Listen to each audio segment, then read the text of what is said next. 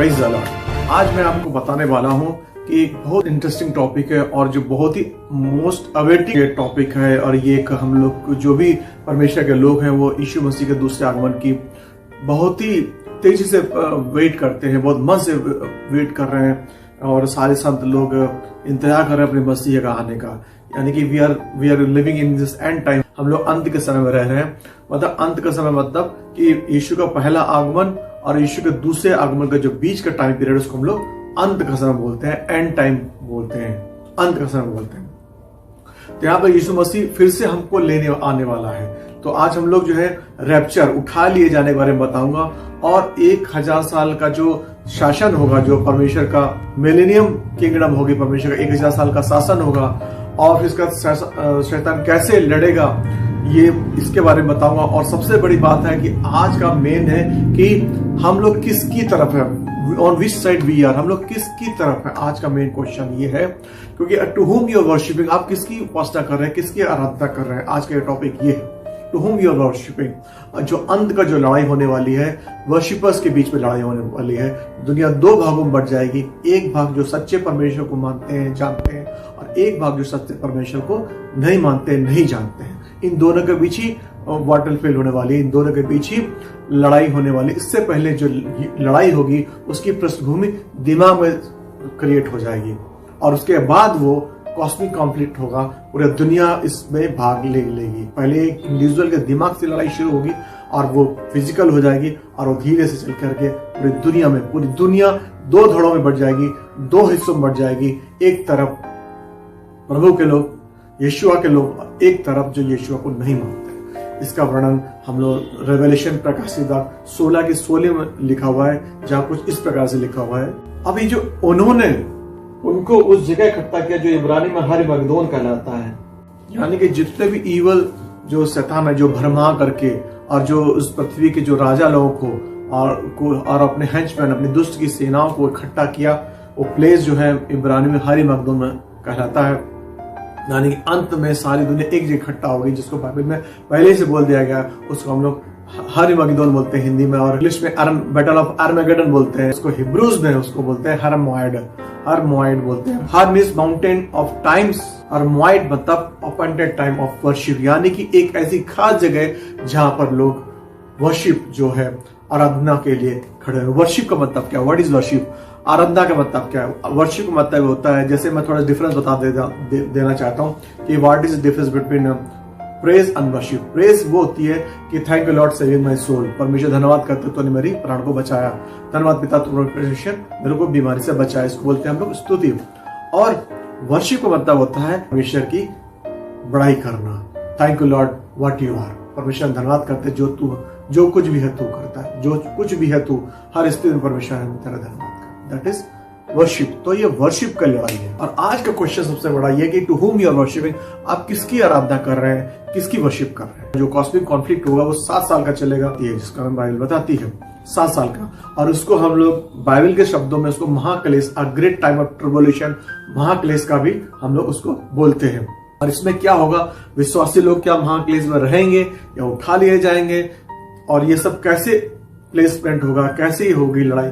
आइए हम उसको एक बाय एक करके देखते हैं। हम लोग उन उत्पत्ति से लेकर के प्रकाशित वाक्य के बीच के जो भी वर्सेस है उनको हम अध्ययन करेंगे। इससे मैं पहले आपके पास एक वर्स रखना चाहता हूं, जिसको जो प्रकाशित वाक्य 12 अध्याय की 7वीं लाइन में लिखा है, जो बहुत ही इंकरेजिंग वर्ड है।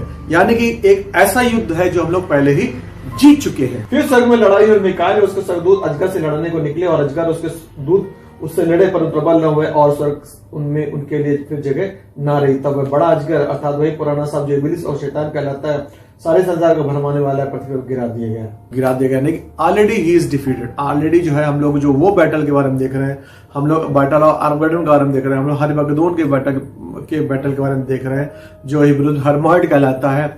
इसका मतलब है कि किसकी आप उपासना करते हैं, किस धड़े में है आप, उस परमेश्वर यीशु के वर्शिपर्स हैं या शैतान के वर्शिपर्स हैं। ये दो भागों में पूरी दुनिया बढ़ चुकी होगी, और उसका जो अंत है वो परमेश्वर पहले बता दे रहे हैं। यानी कि हमको चिंता करने की जरूरत है, अगर यीशु के सेवक है, अगर यीशु के आप बाट जोते हैं, यीशु के सच्चे वर्शिपर्स हैं, अब तो आपको चिंता करने की जरूरत नहीं, क्योंकि victory belongs to the lord, जय यहोवा की ओर से है। हम ये उस तरीके से, जैसे आप कभी कोई क्रिकेट मैच देखते हैं, उसमें आप देख चुके थे कि इंडिया की टीम जीत चुकी है, उसके बाद आप देखते हैं, अब उसके बाद रिप्ले जब देखते हैं तो आपको टेंशन नहीं होती, आपको एंग्जाइटी नहीं होती, आपको फियर नहीं होता, आपको विश्वास होता है कि विक्ट्री तो इंडिया की हो चुकी है, यानी कि आप पूरे खुशी से, इंकरेजमेंट से देखते हैं। वैसे ही ये बैटल भी है, ये हमको पहले से पता चल चुका है कि बैटल हम लोग जीतेंगे। लेकिन मेन बात यह है कि मरकुस 13:13, अंत तक जो विश्वास रखेगा उद्धार उसी का होगा। यहाँ मेन कीवर्ड्स क्या है? अंत तक, यानी कि आज से और जब भी शुरू होने वाला है उस दिन तक विश्वासी का विश्वास धरे रहेगा, विश्वास रखे रहेगा, उसी का उद्धार होगा। कम्स डाउनफॉल्स आएंगे, ऊपर नीचे होगा, लेकिन बाइबल बताती है कि जो अंत तक विश्वास रखेगा उसका ही उद्धार होगा। अब यहाँ खूबसूरत बात यह है कि आगे क्या होगा। एफिसियंस के पहले अध्याय की 10वीं में लिखा है कि समयों के पूरे होने का ऐसा प्रबंध हो कि जो कुछ स्वर्ग में और जो कुछ पृथ्वी पर है सब कुछ वह मसीह में इकट्ठा करे। यानी कि we are advancing towards the rapture, यानी कि जो लड़ाई होगी, जो 7 साल की जो लड़ाई होगी, उससे पहले कलीसिया का क्या होगा, हम लोगों को क्या होगा, जिसके बारे में बाइबल बताती है। जो ये वर्ष बताता है कि परमेश्वर पिता ने ठान लिया है, पिता ने ऐसा करने का सोच लिया है कि पृथ्वी आकाश के नीचे और जो कुछ स्वर्ग के नीचे और जो कुछ पृथ्वी पर है, समयों के पूरा होने पर, यानी कि जब समय आएगा, यीशु मसीह जब आएगा, उससे उस समय परमेश्वर सब कुछ इकट्ठा करेगा। यानी कि स्वर्ग में क्या है, बाइबल बताती है 2 कुरिन्थियन अगर आप 12 अध्याय में देखेंगे तो पौलुस कहता है कि मैं तीसरे स्वर्ग तक पहुंच गया, यानी I will caught up into third heaven, मैं तीसरे स्वर्ग तक उठा लेगा। और मैंने ऐसे चीजें देखी जिसके बारे में बता नहीं सकता। यानी कि देयर आर 3 हेवंस, पहला जो हम लोग देखते हैं उसको फर्स्ट पैराडाइज बोलते हैं, पहला हेवन बोलते हैं। उसके ऊपर जो होता है दूसरा हेवन होता है, स्टार्स वगैरह होते हैं, जो अंतरिक्ष होते हैं, जहाँ पर स्पेस क्राफ्ट वगैरह जाता है, जैसे मंगलयान है या कोई भी अंतरिक्ष यान जाता है। और उसके ऊपर जो है थर्ड हेवन है, जहाँ पर परमेश्वर पिता और यीशु रहते हैं। यानी कि वो ऐसी जगह है जहां पर आप पहुंचना आपका नामुमकिन है। तो यानी कि और जो फर्स्ट, और अगर आप दानियल पढ़ें, फिर स्वर्गदूत ने दानियल से कहा, हे दानियल मत डर, क्योंकि पहले ही दिन को जब तूने समझने बूझने के लिए मन लगाया और अपने परमेश्वर के सामने अपने को दीन किया, उसी दिन तेरे वचन सुने गए और मैं तेरे वचनों के कारण आ गया हूँ। फारस के राजा का प्रधान 21 दिन तक मेरा सामना किया रहा है, परंतु मिकाएल जो मुख्य प्रधानों में से है वह मेरी सहायता के लिए आया, इसलिए मैं फारस के राजाओं के पास रहा। और अब मैं तुझे समझाने आया हूं कि अंत के दिनों में तेरे लोगों की क्या दशा होगी। जिस दिन आप प्रार्थना करते हैं, बाइबल बताते हैं, उसी दिन परमेश्वर के स्वर्गदूत, जैसा मैंने बताया पहले कि पहला इब्रानी में लिखा है 12 की, the angels of the ministry wing, जो स्वर्गदूत है वो सेवा टहल करने वाली आत्मा है, जो परमेश्वर से प्रेम करने, यीशु से प्रेम करने वाले के लिए रखे गए हैं। ध्यान रखिए, सबके लिए नहीं। तो वहां पर जब भी आप दुआ करते हैं, उसी समय आपकी दुआ जो है गोल्डन बॉल में, सोने के पात्र में जाके स्वर्ग में जाती है। लेकिन जो जहां पर मैंने बताया 3 हेवन है, जो पहला है जहां पर पिता पुत्र रहता है, यहां से जो आपका फर्स्ट पैराडाइज है, जो आप लोग ये चांद तारे, ये सूरज दिखता है, इसके ऊपर जो है अंतरिक्ष, यानी ये जो है, जो सेकंड प्लेस है, जो दूसरा प्लेस है इविल किंगडम है, यानी कि शैतान की जो राज है उसमें। जैसे कि शैतान का भी उसका एक हायरार्किकल है, जैसे कि वो शैतान है, उसके नीचे फिर वो बालजाबूब है, उसके नीचे फिर जेजेबेल स्पिरिट है, यानी कि इस तरीके से उनकी हायरार्की। वो हमारा विषय नहीं बात करने का, लेकिन मैं बता रहा हूँ यानी कि जब आप प्रार्थना करते हैं तो वापस आने में स्वर्गदूत को उनसे फाइट करनी पड़ती है। इसलिए बाइबल बोला गया है कि लगातार की प्रार्थना करते रहो, यानी कि आपके जो जितना प्रार्थना करेंगे उतना स्वर्गदूत आपका मजबूत होगा और आपकी प्रेयर उतनी ज्यादा आंसर होगी। यानी कि उस स्वर्गदूत को वहां से लाने में फारस का राजा मतलब शैतान को रिप्रेजेंट कर रहा है, यानी कि हर टेरिटरी का एक जो उनका इविल एंजल्स रहता है और हमारे गुड एंजल्स रहते हैं जो परमेश्वर के स्वर्गदूत है, उनके बीच हमेशा एक लड़ाई चलती रहती है। तो मिकाएल जब आया हेल्प करने, तब वो ओवरकम किया, उसे उस पर जीता और वो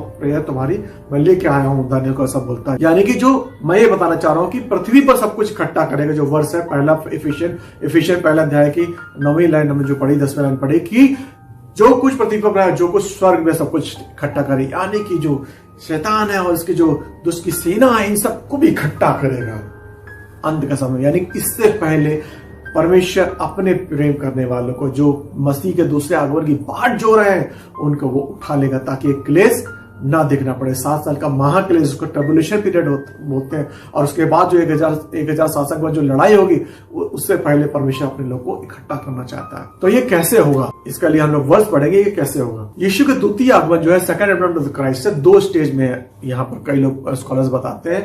और हम वो वचनों से देखेंगे। इसका वर्णन पहला थिस्सलुनीकियों 4 अध्याय के 15-17 लाइन लिखा है, जहां पर कुछ इस तरीके से लिखा है, प्रभु आप ही स्वर्ग से उतरेगा और समय ललकार और प्रधान दूत का शब्द सुनाई देगा और परमेश्वर की तुरही फूकी जाएगी और जो मसीह में मरे वो पहले जी उठेंगे और हम जो जीवित हैं और बचे रहेंगे उनके साथ बादलों में उठा लिए जाएंगे कि हवा में प्रभु से मिले। पहला कुरिन्थियों 15 अध्याय के 51 लाइन में हम लोग पढ़े हुए हैं और उसके थोड़ा सा आगे देखिए, उसमें इस प्रकार से लिखा हुआ है, देखो हम तुमसे, पौलुस कहता है मैं तुमसे भेद की बात कहता हूँ कि हम सब नहीं सोएंगे परंतु हम बदल जाएंगे और ये क्षणभर में पलक जब मारते होगा अंतिम तुरही फूकते ही होगा, क्योंकि तुरही फूकी जाएगी और मुर्दे अविनाशी दशा में उठाए जाएंगे और हम बदल जाएंगे। अवश्य की है नाशवान देह अविनाश को पहन ले और मरणहार देह अमरता को पहन ले। यानी कि हम लोग जो मुर्दे होंगे वो सबसे पहले जो मसीह में सो गए हैं, यानी कि जो बाबा आदम से जो चले आ रहे हैं, जो व्यवस्था को मानते हैं और जो यीशु में आने के बाद जो सो गए हैं, यानी कि बाइबल बताती है कि हम लोग मरते नहीं, हम लोग सो जाते हैं, बदल जाएंगे। यानी कि जैसे यीशु मसीह का शरीर ग्लोरीफाइड यानी कि ग्लोरीफाइड हो जाएगा, महिमा में हो जाएगा, ऐसा यानी कि कोई आदमी झुर्री नहीं रहेगी, आप बूढ़े नहीं दिखेगा, आप ग्लोरीफाइड हो जाएगा, आपको चमक आ जाएगा और आप जो है एक दीवार से दूसरी दीवार के बीच जो है आप जो प्रवेश नहीं कर पाते, निकल नहीं जाते, आप निकल जाएंगे। यानी कि आपका जो है शरीर कैसे भी ट्रांसफॉर्मेशन में आ जा सकता है, यानी कि ट्रांसफॉर्मेशन हो जाएगा, चमकदार हो जाएगा। और उसके बाद हम लोग परमेश्वर से हवा में उठा लिए जाएंगे। जब हम लोग हवा में उठा लिए जाएंगे तो हवा में उठा लिए जाएंगे तो क्या होगा, यहाँ पर आप देखिए, यहाँ पर कई लोग बोलते हैं कि नहीं, ट्रिबुलेशन जो महाक्लेश के समय भी कई लोग बोलते हैं कि चर्च के लोग रह जाएंगे या चर्च रहेगी, लेकिन मैं इस चीज को गलत मानता हूँ। जैसे बाइबल में बताती है, जैसे कि यीशु मसीह जो है ने कहा कि मैं यूहन्ना के 14:3 में कहा कि जहां मैं रहूं मैं तुम्हारे लिए भवन बनाने जा रहा हूं, I am going to prepare mansions for you, जहां मैं रहूं वहां तुम भी रहो। यानी और जो है हमारा एंगेजमेंट हो जाता है परमेश्वर से। अगर आप यहूदी परंपरा में देखें तो वहां क्या करता है कि जो दूल्हा आता है वो क्या करता है, एंगेजमेंट हो जाती है और वो अपनी जो दुल्हन है, जो उसकी ब्राइड है, उसको क्या करता है, देख के पसंद करके चला जाता है। उसके बाद जो अपने घर जाता है, घर जाने के बाद उसके लिए वो घर तैयार करता है, उसके बाद जो है उसको लेने आता है और लेने के बाद जो वेडिंग सेरेमनी है 7 दिन तक चलती है। यानी अगर इसको मैं मसीह और अपने रिश्ते में, हम लोग अपने रिश्ते में ले ले तो मसीह जो है हमारा दूल्हा है, हम उसकी दुल्हन है। यानी कि हमारी एंगेजमेंट मसीह, हम जब बपतिस्मा लेते हैं और मसीह को अपना जीवन दे देते हैं तो हमारा क्या होता है, उससे एंगेजमेंट हो जाती है, हमारी सगाई हो जाती है। और परमेश्वर यूहन्ना के 14:3 बोल के गया कि मैं जाता हूँ तुम्हारे लिए भवन तैयार करो। यानी कि वो हमको पसंद कर गया है, अब जो दूल्हा है वो हमारे लिए भवन तैयार कर रहा है, अब वो शीघ्रता से हमको लेने के आने पर है। और उसके बाद जो है 7 दिन, जो 7 साल का जो महाक्लेश है वहां, और हम लोग क्या हो, बादलों में उठा लिए जाएंगे। यानी कि 7 साल तक हम उसके साथ हवा में रहेंगे। हालेलुया, हवा में रहेंगे। और वहां पर क्या होगा मैं आपको बताता हूं, वहां पर क्या होगा। यानी कि वहां पर हम लोग 7 दिन का, यानी कि 7 साल का फीस्ट रहेगा हम लोग को वहां पर। पहला कुरिन्थियन 10:15 लिखा कि जो हम लोगों ने काम किए होंगे उसके एहसास हमको क्राउन्स मिलेंगे, मुकुट मिलेंगे, जैसा जैसा हम लोगों ने काम किए होंगे उसके हिसाब से हम लोग का मतलब प्राइज डिस्ट्रीब्यूशन होगा। परमेश्वर बोलेगा आओ मेरे प्यारे बेटे, आओ मेरे प्यारे बेटे, तूने धरती में ये काम किया, तूने ये कष्ट सहे मेरे लिए, ये लो तुम क्राउन। और वो जो क्राउन होंगे जो हम लोग लेंगे वो मसीह के चरणों में रख देंगे, ये मेरे पिता ये तेरी महिमा के लिए है। हालेलुया। जैसे 24 जब यीशु की महिमा देखते हैं तो अपने जो है जो क्राउन है वो क्या करते हैं, उसके चरणों में रख देते हैं। तो यानी कि हम अब कभी भी दूल्हा अपनी दुल्हन को ट्रिबुलेशन में, क्लेश में नहीं डालेगा। तो यानी कि ये थ्योरी नहीं है कि ये लोग बोलते हैं कि हम लोग ट्रिबुलेशन में हम लोग रह जाएंगे। ट्रिबुलेशन में जो परमेश्वर के सच्चे लोग जो जागते रहते हैं सेवक, वो उठा लिए जाएंगे और बादलों में यीशु के साथ मिलेंगे। और धरती पर जो 7 साल हमारा समारोह चलेगा, फीस्ट का समारोह चलेगा, विवाह का समारोह चलेगा, फीस्टिंग वेडिंग सेरेमनी चलेगी, नीचे क्लेश रहेगा जो यीशु को नहीं जानते, नहीं मानते। जब हम लोग बादलों में उठा लिए जाएंगे, उसको हम लोग उठा लिया जाना, उसको हम लोग रैप्चर बोलते हैं। और ये उठा लिया जाना है और यीशु मसीह का द्वितीय आगमन, जो second advent of the Christ है, उसके बीच में एक उसका दोनों में अंतर है। रैप्चर जो होगा it will not proceed with the science and symbols. जो उठा लिया जाना होगा उसके बीच में कोई भी यीशु मसीह ने उसका कोई साइन या कोई ऐसा नहीं बताया कि कोई ऐसा साइन होगा। जबकि second coming of the Christ में यीशु ने अपने द्वितीय आगमन में परमेश्वर ने अपने साइन बताए हैं कि इजराइल को तुम सब घिरा हुआ देखो, और जहाँ पर मांस के टुकड़े होंगे, मांस के लोथड़े, वहां पर गिद्ध होंगे, या तो इस तरीके से परमेश्वर ने बोला है कि भूकंप होंगे और वार्स होंगे, लड़ाइयां होंगे, देश देश में चढ़ाइयां करेंगे और आकाश में कॉमेट्स आएंगे, साइंस दिखाएंगे। इस तरह के परमेश्वर बताया जब ये सब हो, स्पेशली अब इजराइल को तुम घिरा हुआ देखो दुश्मनों से, तो समझो कि मेरा द्वितीय आगमन बहुत शीघ्रता से है, मैं तुरंत आने पे हूँ।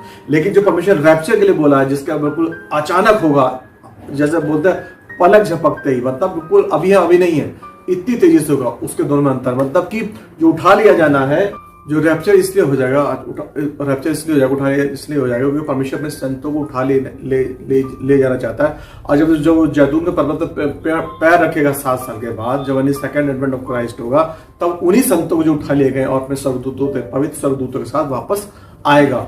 और जो पहले आगमन था, जो पहले आगमन में परमेश्वर यीशु मसीह जो आया था एज ए लैम आया था, और अभी परमेश्वर यहूदा का सिंह शेर बन के आएगा। और मैं अभी बताऊंगा जब ये हम लोग बाद में उठा ले जाएंगे तो जैसा मैं बताया कि प्राइस डिस्ट्रीब्यूशन होगा और बेमा जजमेंट होगा। बेमा जजमेंट मतलब, बेमा का मतलब ये होता है कि जो विक्टोरियस लोग होते हैं, जो विजयी लोग होते हैं, वो उनको बेमा का पावर होता है, जो वो बेमा मतलब जो बेमा प्राइज डिस्ट्रीब्यूशन कर सकते हैं विक्टर्स के लिए, विक्टोरियस पीपल के लिए। यानी कि इसका मतलब ये कि जो कमेटी बैठी होगी, जो इसका नाम का मतलब ये है कि विजयी लोग, यानी कि जो उठाए लोग हैं उनके लिए प्राइज डिस्ट्रीब्यूशन के लिए होगा, ना कि कोई पनिशमेंट के लिए। तो यानी कि जो हमने शरीरों में काम किए हैं, ये जो हमने स्टीवर्डशिप करी है, पास्टरशिप करी है, जो आपने अपने एज ए, उसके लिए आपको वहां पर प्राइज मिलेगा। और जो उधर जब हम लोग क्लाउड्स में होंगे तो वहां पर से नीचे क्या हो रहा है, नीचे में क्या हो रहा है, इजराइल सब तरह से घिर जाएगा दुश्मनों से, जिसका वर्ण हम लोग देखते हैं 14 में तब यहोवा निकल के उन जातियों से ऐसा लगे जैसा संग्राम के दिन लड़ा था। यानी कि उस समय जो इजराइल तब तक घिर चुका होगा और गोग मगोग का जो युद्ध होगा, जिसका वर्ण मैं बाद में बताऊंगा। और वहां पर जो है 3.5 साल का जब एंटी क्राइस्ट भी आ चुका होगा, जो जिसको बीस्ट बोलते हैं, एंटी क्राइस्ट बोलते हैं, और उसका जो झूठा भविष्यवक्ता जो उसकी बड़ाई करेगा, और शैतान उन सबको भी भेज चुका होगा और पूरे वर्ल्ड में वन रिलीजन हो चुका होगा। तो वहां पर जो है इजराइल को जब घेर लेंगे तो उसके बाद क्या होगा कि यीशु मसीह जब यहाँ पर परसिक्यूशन हो रहा होगा, तो परमेश्वर जब 7 साल हो जाएंगे, यानी कि 3.5 साल का जो 3.5 साल शांति रहेगी, 3.5 साल का महाक्लेश रहेगा, इसके बाद यीशु मसीह एक अचानक, जो बोलते हैं ना कि चुपके से उठा लिया जाना हम लोग का, उसके बाद परमेश्वर रेवलेशन पहले अध्याय के 7वें लिखा है कि बादलों में दिखाई देगा, सबको दिखाई देगा। तो यानी कि उस समय वो राजा बन के आएगा और जो क्या करेगा, वो इजरायलियों को जो घेरे उनसे लड़ेगा और उनको भगाएगा, और उनको जो भगाएगा तो वो लोग वहां से भागेंगे, सारे बड़ा लड़ाई होगी, उसमें हर तरफ गोग मगोग की लड़ाई होगी। और उसमें परमेश्वर क्या करेगा, जितने भी लोग होंगे, बड़े बड़े राजा आएंगे, लड़ेंगे, उनका भविष्य बाइबल बताती है कि उसके जो मां से गिद्ध दिखाएंगे उनको, और वो लोग अपनी गुफाओं में घुस जाएंगे, और परमेश्वर को एंटी क्राइस्ट को जो है उसको अपनी फूंक के, अपनी मुंह की तलवार से फूंक से उसको उड़ा देगा, भस्म कर देगा एंटी क्राइस्ट को, जो मसीहा के, जो बोलता है कि मैं असली मसीहा हूं, झूठा मसीहा जो आएगा।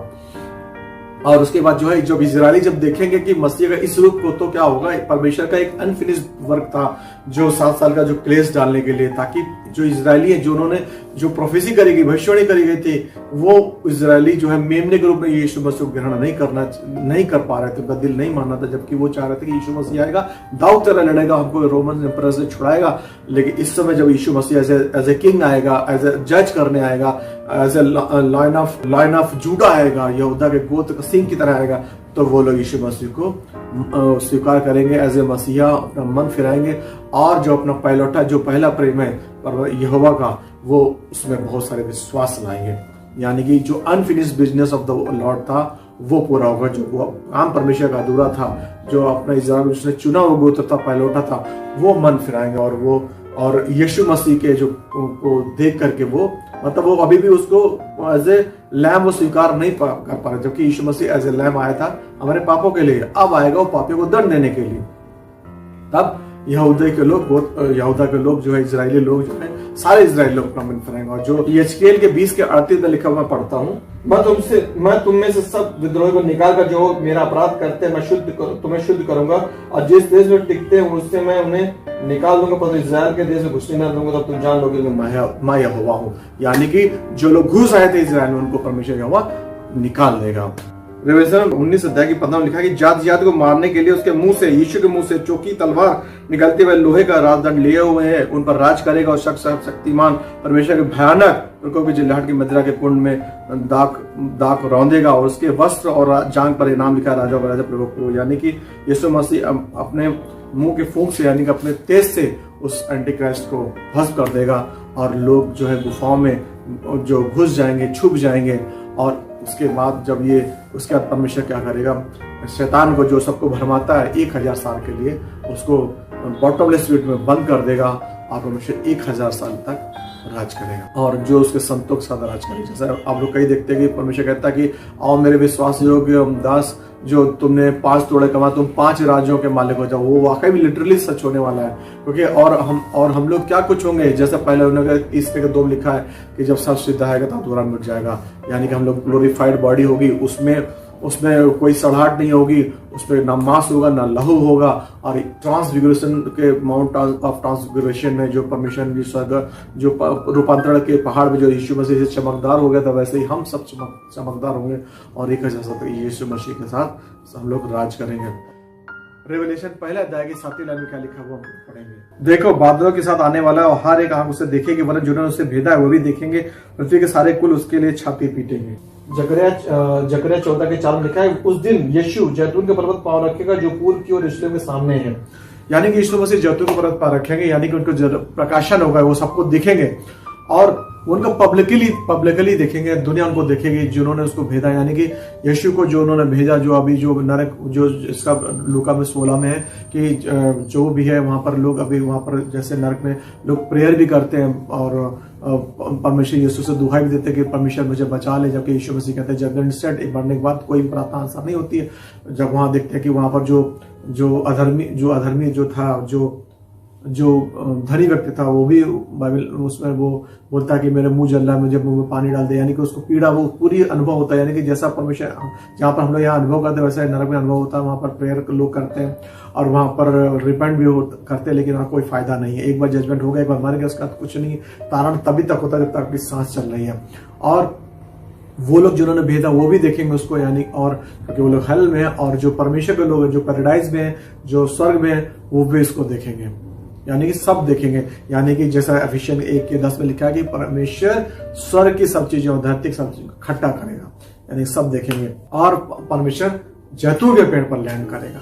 आपका मैं पुराने नियम से ये भी सिद्ध करना चाहता हूँ कि जब भी दंड आएगा तो परमेश्वर अपने धर्मी लोगों को उठा लेगा, जैसा कि अब ये और प्रूव होता है, जैसा विवरण दूसरा पत्रस 2 अध्याय की 5वें 6 7 में लिखा है कि जब परमेश्वर जल प्रलय करने वाला था, जब पापी लोग बढ़ गए थे, तो उसने क्या किया था, नूहा उस 8 लोगों को लेकर के परमेश्वर ने उनको जल प्रलय से बचाया था। उस 7वां लिखा धर्मी लूत को भी परमेश्वर ने उस जगह से हटा लिया था, यानी कि परमेश्वर उस समय गंधक से आग से गिरा करके सदोम गमोरा को नष्ट किया था। यानी कि परमेश्वर अपने बच्चों को, अपने लोगों को, दूल्हा अपनी दुल्हन को कभी कष्ट नहीं देगा।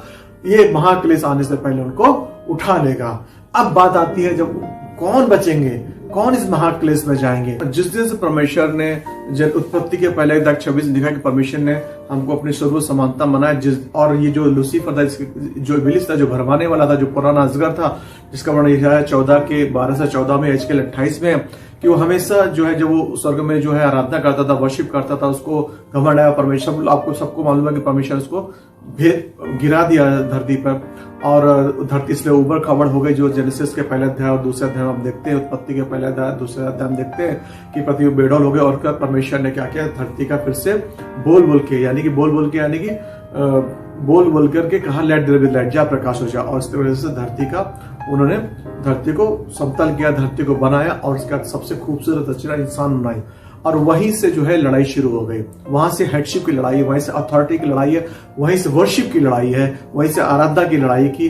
और शैतान चाहता है कि अपने आप को पुजवाना चाहता है, क्योंकि स्वर्ग में उसकी वर्शिप नहीं हुई। स्वर्ग में जो चाहता था कि मेरी आराधना, मेरा सिंहासन ऊंचा हो, तो उस घमंड कारण परमेश्वर को गिरा दिया। वही चीज को पृथ्वी पर पूरी करना चाहता था, क्योंकि परमेश्वर ने जब इंसान बना तो इंसान के पीछे पड़ गया शैतान।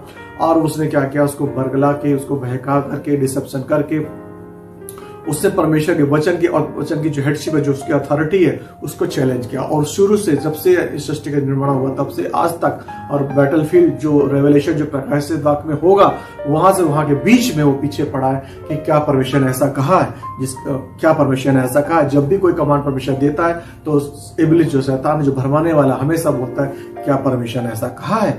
दिमागों विचारों में बांट डालेगा। और वही जो हम लोग अदन की वाटिका में जो सबसे पहले वो क्या करता है, ईव को, जो हवा को भरमाता है और उससे बोलता है क्या परमेश्वर ने ऐसा कहा है। जब ईव बोलती है कि परमेश्वर ने कहा कि इस भले बुरे के पेड़ के फल को मत खाना नहीं तो तुम मर जाओगे, तो वो बोलता है क्या परमेश्वर ऐसा कहा है, क्या उसका ऐसा मतलब है। यानी कि ट्विस्टिंग करता है वर्ड ऑफ गॉड को, परमेश्वर के वचन जो अथॉरिटी जो सामर्थ है उसमें हमेशा ट्विस्टिंग लगता है, उसमें हमेशा डाउट लाता है। और उसके डाउट लाने के द्वारा एक आपके अंदर रिबेलियस स्पिरिट लाता है, एक विद्रोही की भावना लाता है, ताकि आप परमेश्वर की बात ना मान करके परमेश्वर से दूर हो जाए। और वो जो है क्या परमेश्वर ने ऐसा कहा था, वो बात एको होकर के, वो बात प्रतिध्वनि होकर के प्रकाशित बाग तक गई। यानी कि सृष्टि के जो 7000 साल, अगर 2 पीढ़ियां 3 का हम लोग 8 देखें तो बाइबल बताते हैं कि परमेश्वर का 1000 साल हम एक दिन के बराबर है। यानी कि एडम से लेकर अब्राहम तक 2000 साल हुए हैं, और अब अब्राहम से लेकर यीशु मसीह तक 2000 साल हुए हैं, और यीशु मसीह से आज तक 2000 साल हुए, यानी कि टोटल 6000 साल हुए। यानी कि 1000 साल एक दिन के बराबर है, तो यानी कि टोटल 6 दिन हुए हैं। यानी कि 7वां लॉर्ड्स डे, यानी कि 7th डे, यानी कि 7वां 1000 साल चल रहा है। यानी कि rest day is going to come, यानी अंत का समय आने वाला है। यानी किसी भी समय आ सकता है, आज आ सकता है, 200 साल बाद आ सकता है। यानी कि इस आखिरी सदी हम लोग चल रहे हैं, यानी कि हम लोग 7वें महीने में 7वें दिन में चल रहे हैं। तो वो 6000 साल के बाद भी अभी भी पीछे पड़ा है। परमेश्वर की अथॉरिटी को, परमेश्वर की हेडशिप को वो हमेशा चैलेंज करता है। इसका उसी परमेश्वर की वर्शिप को, उसकी अथॉरिटी को चैलेंजिंग का हम लोग एक छोटा सा नमूना देखते हैं निर्गमन के 32 अध्याय में, जहां पर कुछ इस तरीके से जब मोसेस जाता है, परमेश्वर यहोवा से 10 आज्ञा ले रहा होता है और यहोशू उसके साथ होता है, तो नीचे उसका भाई एरोन, जब मूसा को 40 दिन हो जाते हैं, काफी समय हो जाता है, तो सोचो वहां वो परमेश्वर से वचन ले रहा है और उसके नीचे ही बिल्कुल नाक के नीचे इजरायली जो है बिगड़ जाते हैं और अपना सारा सोना डालते हैं। और एरोन जो है मूसा का भाई था, सोचो ऐसा लीडर जो सोचो 7 साल उनको इजराइल मिस्र से निकाल के लाए, और वो उनकी बातों में आ जाता है और जो है वो क्या करता है, उससे सोने को गला करके और उसका बछड़े के रूप में बदलता, कहता है ये देखो ये है परमेश्वर जो तुमको मिस्र से निकाल के लाया। उसके साथ चारों तरफ डांस करते हैं। उसके बाद जो शोर होता है यहोशू को सुनाई पड़ता है। यहोशू कहता है कि मुझे कोई युद्ध का सोच सुना दे रहा है, यानी कि बलवे का, इसका मतलब ये हुआ कि मुझे आत्मिक बलवे का युद्ध सुनाई दे रहा है, यानी कि आराधना की लड़ाई का युद्ध सुनाई दे रहा है। यानी कि जो सच्चे परमेश्वर छोड़ के आराधना को छोड़ करके फिर से एक ऐसा ग्रुप बन गया है जो झूठे परमेश्वर, उस मूर्तियों की जो उपासना कर रहे हैं, ऐसा लोग का ग्रुप तैयार हो गया जिसको शैतान भरमाने में कामयाब रहा। तो वहां पर मोसेस एक बहुत खूबसूरत बात बोलता है जो उसको मैं रिलेट करूंगा, जिसका उन्होंने एक्सोडस 32 में है। तो उस भीड़ को निर्गमन देखकर मूसा ने छावनी के निकास पर खड़े होकर कहा, जो कोई यहोवा की ओर का है वह मेरे पास आए। तब सारे लेवी उसके पास इकट्ठा हो गए। निर्गमन के 32 अध्याय की 26वीं लाइन में ये मूसा बोलता है।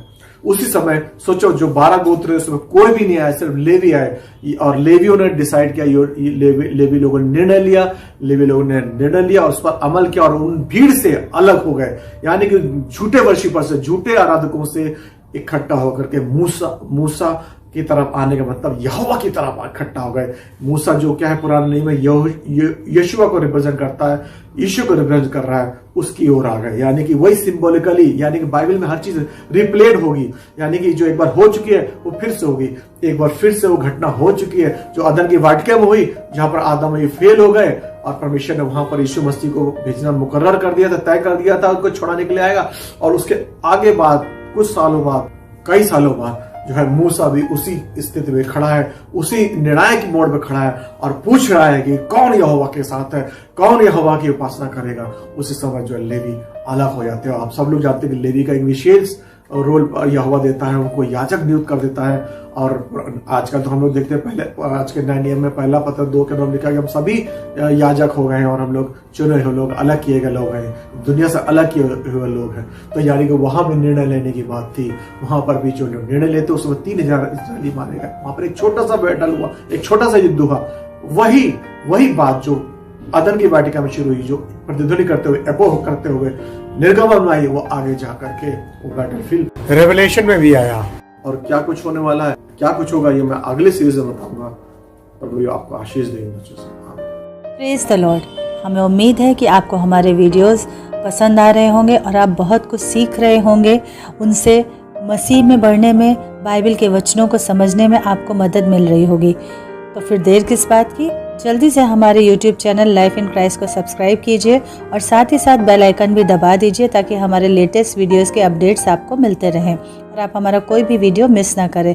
और हाँ, दूसरों के साथ ज़रूर शेयर कीजिए ताकि वो लोग भी बाइबल के वचन की समझ में और यीशु के साथ अपने मजबूत रिश्ते में आगे बढ़ सके, उन्हें भी यीशु के आने के दिन के लिए तैयार होने में मदद मिल सके और बहुत से ऐसे लोग जो नहीं जानते मसीहा को वो जान सके अपने सच्चे परमेश्वर और ज़िंदा खुदा को। और साथ ही साथ हमारा जो फेसबुक पेज है वॉल ऑफ फायर, उसको भी ज़रूर से फॉलो कीजिए और ज्वाइन कीजिए। Thank you and God bless you.